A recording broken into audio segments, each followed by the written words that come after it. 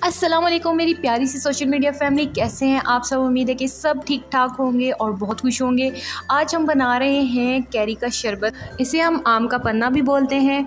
Let's get started the recipe. बिस्मिल्लाहिर्रहमानिर्रहीम। हमारे पास यहाँ पे हैं 4 कैरियाँ। इनको सबसे पहले हम पील ऑफ कर लेंगे और इनका जो पल्प है उसको डीसीड कर लेंगे। तो सबसे पहले हम इनको पील ऑफ करके वापस आते हैं। इसी दौरान चैनल पे नए हैं तो चैनल को सब्सक्राइब कर लीजिएगा ताकि आपके लिए मैं अच्छी अच्छी वीडियोस लेके आती रहूं। जी तो ये तमाम जो है ये पील ऑफ हो चुकी हैं। अब हम इनका जो पल्प है उसको सेपरेट कर लेंगे।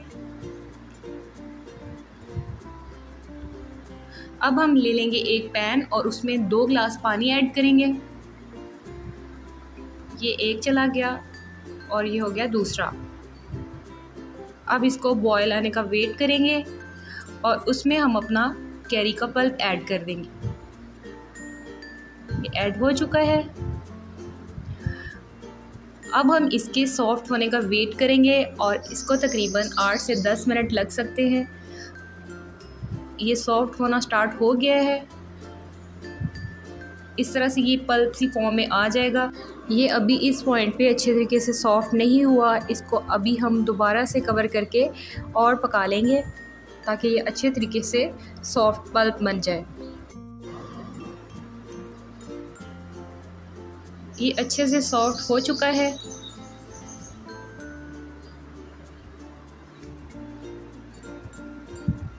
अब हम इसको ठंडा कर लेंगे और उसके बाद सबसे पहले इसको जूसर ब्लेंडर में डाल लेंगे। अब इसमें 2 गिलास पानी ऐड करेंगे। ये हो गया एक और ये हो गया दूसरा।